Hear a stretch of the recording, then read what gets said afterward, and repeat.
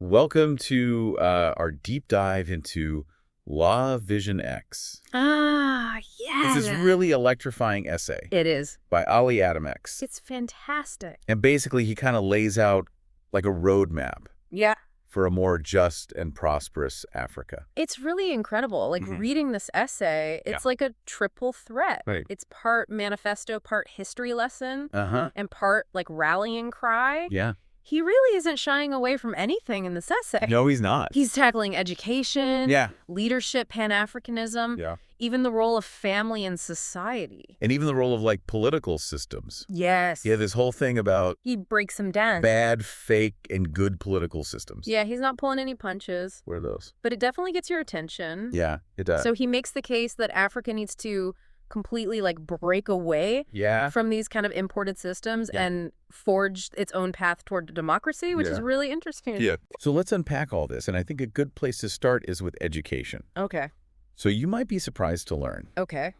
how much Adam X believes that the focus on French language in schools actually holds back Oh, yeah. true African identity. Absolute. He's saying that it's a copy-paste of Western models Yeah. and that it's totally missing the mark when it Yeah. comes to like Africa's reality. Well, and he's not just talking about the language. He's Yeah. also critical of the way that colonial history often overshadows the richness and depth of Yeah. African history and Mhm. indigenous knowledge. Right. It's almost like being told someone else's family stories Yeah. instead of your own. Right. You can't truly understand who you are Yeah. if you don't know where you came from. And the thing that really kind of blew me away was that he had this really interesting schooling experience Yeah. where he went to like this crazy mix of public and private, Expensive. expensive and affordable schools in Chad. So he was really seeing the system from all angles. He really got to see all of it. Yeah. Because he experienced like a classroom Yeah. of 100 kids. Wow. All crammed into one room. Right. And then he went to these other schools that were Right. much smaller and, had more resources. So he's calling for like a total overhaul of the system. Absolutely. A Yeah. complete overhaul. That looked like. He wants to see an education system that cultivates critical thinking, Huh? problem-solving skills, Okay. the kind that directly addresses Africa's challenges. Yeah. He's all about fostering pride in African identity and history. Okay. And here's the kicker. Okay. He believes the current system is churning out followers, Okay. not leaders. So this leads right into his ideas about leadership That's right. and how we can fix the current leadership crisis in Africa. Yes. So Adam X defines leadership Uh-huh. through three key elements. All right. Vision, Yes. mission, Uh-huh. and making a difference. Mm. Do you think he's being too idealistic with this? Well, he's definitely setting a high bar. Right. But he is pretty tough on many African leaders, Okay. saying that they lack these core qualities Uh-huh. and that they're more focused on holding on to power Yes. than preparing the next generation. Right. He wants to see a major shift in mindset. Okay, so basically he's saying that good leadership Yes, is about serving the people, absolutely. not personal gain. It shouldn't be about lining your own pockets. Right. And what's this about training successors? He's adamant about it. Okay. A true leader prioritizes training successors, Wow. ensuring others become leaders, Right. not just blind followers. Okay. But all of this kind of ties back to those political systems that he Right. was talking about. Yeah, the bad and the fake. Yeah, the bad and the fake. Remind me again what those are? Okay, so he describes bad systems as fundamentally unjust, Okay. the kind that often plague impoverished nations. Think of it as a system that's rigged Yeah. to benefit a select few Okay. while the majority suffers. Got it. And then fake systems are different. Very different. Okay. His systems create like a smoke and mirror show of fairness. Yeah. They might even have elections Yeah. and democratic processes, but the power structure remains firmly in the hands of the elite. I see. So, it looks like there's some kind of fairness and democracy going on, but Yeah. in reality, Yeah. the same people are staying in power. Right. So where does that leave Africa? Well, What's the solution? he argues that Africa needs to transcend both of these systems. Okay. He's envisioning a new model of democracy, Okay. one that's tailor-made for the continent, Okay. reflecting its unique realities and cultures. It's interesting how he doesn't just complain about things, He does not. but he actually puts forward solutions, Absolutely. even if some of them are kind of out there. Little out there? Yeah. Like rewriting national anthems. I know. Is that really necessary? He believes it is. Wow. He also advocates for rewriting constitutions, Right. renaming cities and streets Wow. to honor African heroes and historical events. Okay. And get this, Ah. imposing serious consequences Right. for what he calls high treason Yeah. by corrupt officials. That's intense. Yeah. Okay, so we're talking like a full-scale makeover here. A full-scale symbolic makeover. This is a lot to process. It is. Let's take a breath. Okay. So one of the things that really stood out to me Okay. is how he dives into the role of propaganda Yes. and media in manipulating public opinion. Uh-huh. That was a real eye-opener for me. It was for me, too. I had never really thought about propaganda in that way before. Yeah, he exposes how propaganda, often disguised Yeah. as political messaging or even entertainment, Right. can really subtly shape our beliefs and actions. Yeah. It even influences our ideas about beauty and language. That was mind-blowing. I know. It made me realize how deeply ingrained these narratives can be, Yeah. especially when it comes to narratives about Africa. Exactly. So he's essentially telling us that we need to become more media savvy Yes. and question everything we see and hear. Yes. Question everything, Uh. especially when it comes to things about Africa. Right. Because a lot of those narratives are very ingrained Yeah. and they need to be questioned. Yeah, and he really wants us to develop those critical thinking skills Absolutely. so we can resist manipulation yes, and think for ourselves. that's right. So where does he go from there? Well, this leads him to kind of talk about the very fabric Yes. of African society. Oh, okay. He's calling for this complete reclaiming Uh-huh. of African identity Right. in the face of what he calls cultural imperialism. Okay. And this is where things get a little spicy. Okay. He puts a huge emphasis on the family unit. Really? Yes. Like big families are the answer? He advocates for larger families Wow. and policies that support... Traditional family structures. I'm not sure I buy that one, but... And he's not afraid to challenge the status quo Yeah. when it comes to gender roles. Yeah, this is the part where I think some people might start tuning out. Maybe. He's not exactly on board with the whole gender equality thing, is he? He has a very specific view on it. Okay. He argues against the concept of equality between men and women, Okay. saying that it's a false comparison. Interesting. Instead, he advocates for recognizing Yeah. and valuing the unique qualities Right. and contributions of each gender. Okay. He uses the analogy of apples and oranges. Right. Both are fruits, Mhm. but they're fundamentally different. Right. And he sees men and women in the same way. Okay. Interesting analogy. Yeah. I'm still processing that one. Oh, What good. about concrete solutions? Oh, he has them. Okay. What does he actually propose? Well, hold on to your hat because this is where it gets bold. Okay. He suggests banning hair extensions Wow. and skin lightening products. Really? As a way to combat cultural imperialism. Wow, he's not holding back. No. But, it makes sense. Yeah. He's challenging us to take a hard look Yes. at the values and principles Yes. that shape African societies. Absolutely. And this directly connects yes. to his views on the economy. Uh-huh.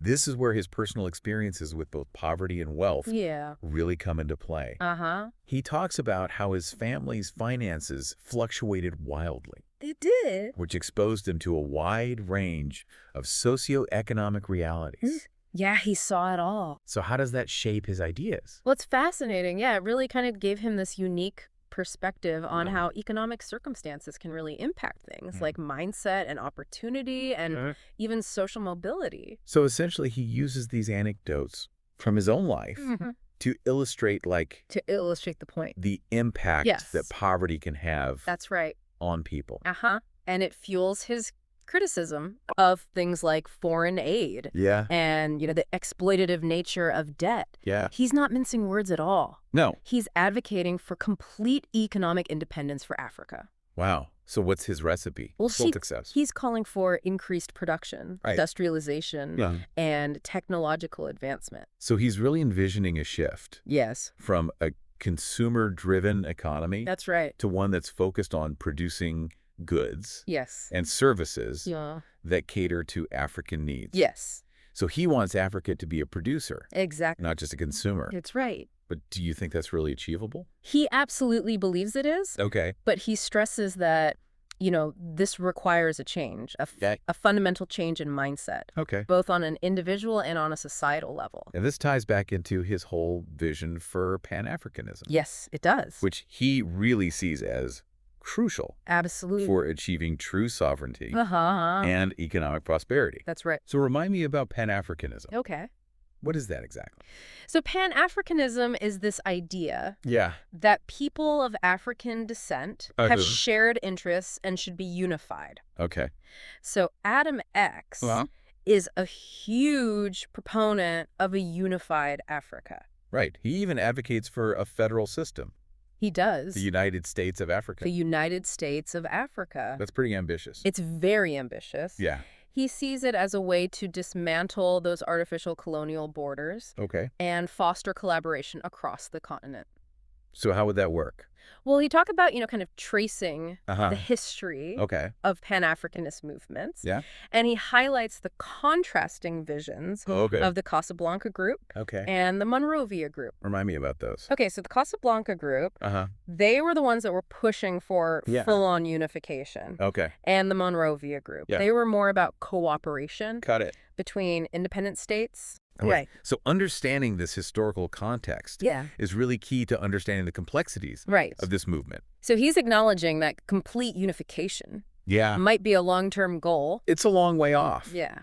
But there are things that can be done right now to boost cooperation and integration. Okay. So it's like walk before you can run. Exactly. So it's interesting how he doesn't just focus on the future of Pan-Africanism. Right. He also delves into the past. He does. And the importance of reclaiming African history. That's right. Pushing back against those colonial narratives that have distorted or minimized African achievements for centuries. For far too long. So he really spends time spotlighting the pre-colonial era, showcasing those incredible empires and kingdoms that flourished long before European contact. That's right. Like Ghana, Mali, Kanem, Bornu. Yes. These weren't just tribes. No, they weren't. These were sophisticated societies. They were with rich histories. Yes, and it's so important to remember that.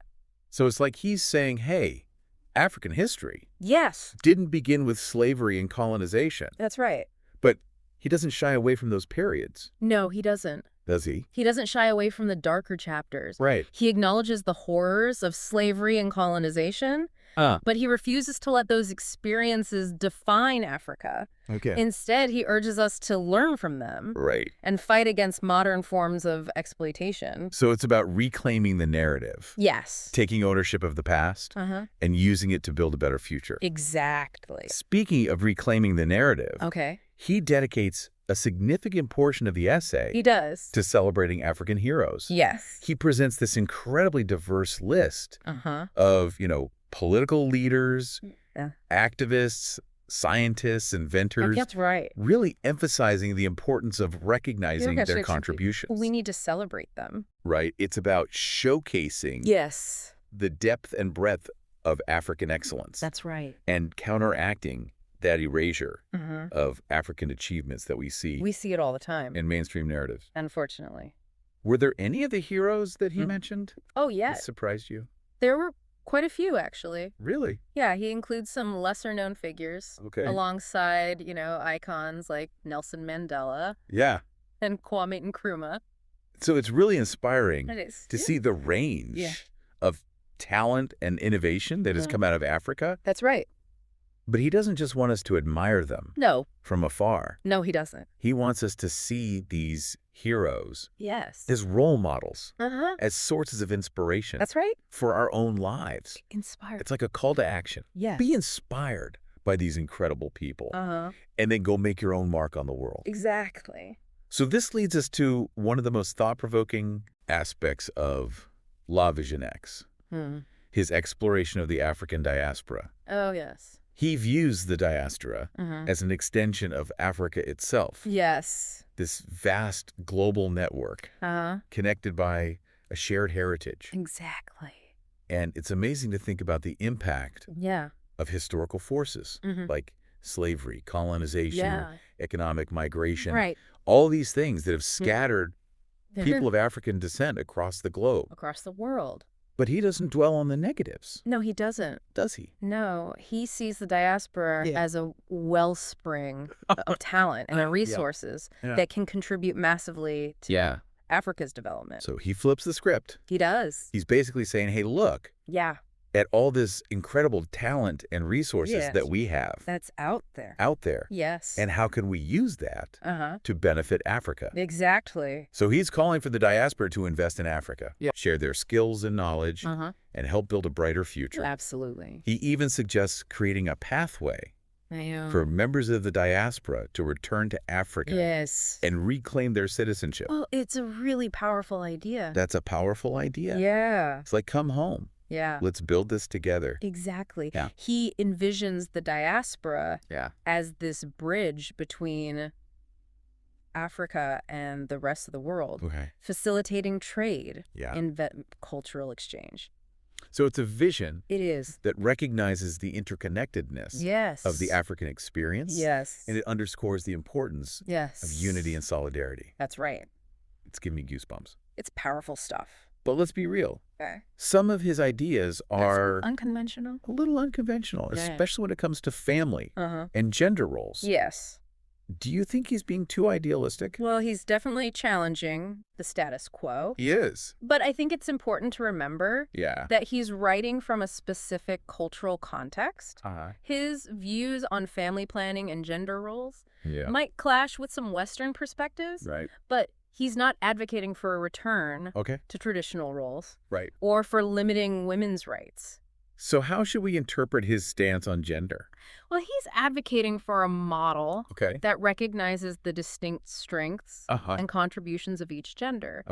He believes that strong families where both parents are actively involved are the bedrock of a thriving society. And he links that directly. He does. To his vision for economic prosperity. That's right. He's essentially saying that investing in family is investing in the future of Africa. That's right. He sees it as a way to break the cycle of poverty and empower future generations. And what about his point about large families? He's not just talking about population growth. He's talking about nurturing human capital. Instilling values of hard work, discipline, community service. Exactly. So it's all connected. It is. But what about those who might find his views controversial? How does he address those concerns? He welcomes the debate. Really? He does. He's not shying away from it. No, he's not. He wants to have those conversations. Yes. He wants to have those tough conversations. Because he believes that those are the conversations that need to happen. Right. He's not afraid to shake things up a bit. Not at all. So he's challenging us. He is. To think critically about the values that shape our societies. And to find solutions that work for Africa. Exactly. Not just import ideas from elsewhere. Yes, find African solutions. So it's about finding that African-centered path. And he's not just talking the talk. No. He's proposing concrete solutions. Even if they're a little radical. They are a little out there. Like his idea about rewriting national anthems. I know. And constitutions. Yes. What's the logic behind that? He believes that to truly break free from the shackles of the past, you need to reshape the symbols and the stories that define a nation. Interesting. He wants to see a complete cultural transformation. So it's really about a complete overhaul. A complete transformation. A complete makeover. It's a bold vision. It is. And it's not just about symbolic gestures. No. He also dives deep into the role of media and propaganda. That's right. Urging us to become more discerning. Consumers of information. Be critical. Why is that so important to him? Well, he wants us to develop those critical thinking skills so that we can recognize and resist manipulation. Right. You know, he exposes how propaganda, often disguised as news or entertainment, can really subtly shape our beliefs and influence our actions. And he even goes so far as to say that it affects our perceptions of beauty and language. I know. It's incredible, isn't it? Yeah, that was a powerful point. Yeah. So he's basically saying, wake up. Yes. Pay attention. Be aware. And don't let others dictate how you see yourself. That's right. Or the world. Exactly. And this awareness is crucial. It is. For reclaiming the African narrative. Because he's critical of the way that Africa is often portrayed in the media. Yes. Focusing on, poverty, conflict, disease. Famine. Which just reinforces all those negative stereotypes. It does. And prevents the world from seeing Africa's true potential. That's right. So it's about shifting the focus. Yes. Right. Highlighting the positive. Highlighting those positive stories. Yes. The achievement, the incredible talent and creativity that's coming out of Africa. Yes, that's what we need to be focusing on. So what does he suggest we do? Well, he believes in the power of storytelling. Okay. He calls for celebrating African heroes, showcasing African contributions to science, technology, art, culture. So it's about taking control of the narrative, defining oneself. That's right. Rather than being defined by others. Exactly. I love that. Me too. It's about empowering African voices. Yes. Letting them speak for themselves. That's right. But he doesn't stop there. No, he doesn't. He challenges conventional beauty standards. He does. Why is that important to him? Well, he sees those dominant beauty standards as another form of cultural imperialism. Interesting. He criticizes the use of skin lightening products and hair extensions. Right. He views them as symbols of self-hatred and a rejection of one's natural beauty. So he wants Africans to embrace their own melanin. Yes. Their own natural hair. Yeah. And see the beauty in their own heritage. That's right. So it's about decolonizing beauty standards. Yes. And reclaiming a sense of pride. Yes. In one's own appearance. Absolutely. And he kind of extends this idea. He does. Of rejecting imposed standards to language as well. That's right. He's not a fan of the dominance of European languages. He's not. In African education systems. No, he sees it as another tool of cultural dominance. So he's critical of that. Yes. Because he thinks it reinforces a sense of inferiority. That's right. And prevents Africans from fully expressing their own culture and identity. That's right. So he's calling for a revival of African languages. Yes, bring back those languages. And using them in education. Yes. Government, everyday life. Exactly. So it's about reclaiming language. Yes. As a tool for cultural preservation. Yes. And empowerment. That's right. It's all connected to this larger theme. It is. Of decolonizing the mind. And this connects beautifully to his vision. Yes, it does. For the African diaspora. Because he doesn't see them as separate from Africa. Yeah. But as an extension of it. Exactly. He encourages them to invest their resources, their talent, their knowledge back into the continent. Yes. And he even suggests a pathway for them to return and reclaim their citizenship. It's a beautiful vision. It is a beautiful vision of unity and shared purpose. That's right. But let's be realistic. Okay. Some of his ideas seem pretty radical. Pretty radical, even utopian. They are. Is he being too optimistic? Well, he's definitely a big dreamer. Yeah. But I think that's what makes him so compelling. Oh. You know, he refuses to be bogged down by cynicism or despair. Yeah. He believes that a better future is possible. Right. But it requires us to believe in ourselves. And in each other. So it's about harnessing the power of hope. Absolutely. And seeing that hope as a form of resistance. Yes. A refusal to accept the limitations of the present. That's right. It's about choosing to believe in a brighter future, even when faced with overwhelming challenges. Exactly. And he reminds us that nothing is truly impossible until it's been proven so. I love that. That's a powerful message. It is. So he's a powerful voice urging us to act, to create change, to step into our power. That's right. But how does he propose we do that? Well, what concrete steps can we take to move towards this vision of a brighter future for Africa? Well, he doesn't just leave us hanging with these big ideas. Right. He actually gives us some practical advice. Okay, like things that we can do every single day to make a difference. Okay. He emphasizes the importance of supporting local businesses. Okay. You know, putting your money where your mouth is and directly investing in African economies. Yeah. He also talks about educating ourselves, about African history and culture, going beyond, those kind of limited narratives that we often encounter. Mentorship is another big one. Sharing your knowledge and experience with younger generations. So it's really about passing on that knowledge to future generations. Absolutely. To make sure that the next generation is equipped to carry on this work. Exactly. And of course, using your voice to advocate for change. Speaking out against injustice. Wherever you see it. Yeah, so he's really emphasizing that individual agency. That we all have a part to play. Right, we all have the power to make a difference. Even if our actions seem small. They might seem small. But they can have a ripple effect. And create a wave of change. It's inspiring, but it can also be a little bit daunting. I could see that. Like, where do you even begin? Well, he breaks it down really nicely. He encourages you to examine your own beliefs and your own behaviors. Challenge the status quo. And make choices that align with your values. Right, so it's not about waiting for some big revolution. No. It's about starting with yourself. Exactly, start with yourself. Right here, right now. That's right. I like that. Yeah, it's about that personal transformation that then fuels the collective transformation. So it all starts with the individual. It does. And then that spreads outwards to the community and ultimately to the world. And the world. But there's one more piece of this puzzle that we haven't really talked about yet. What's that? And that's hope.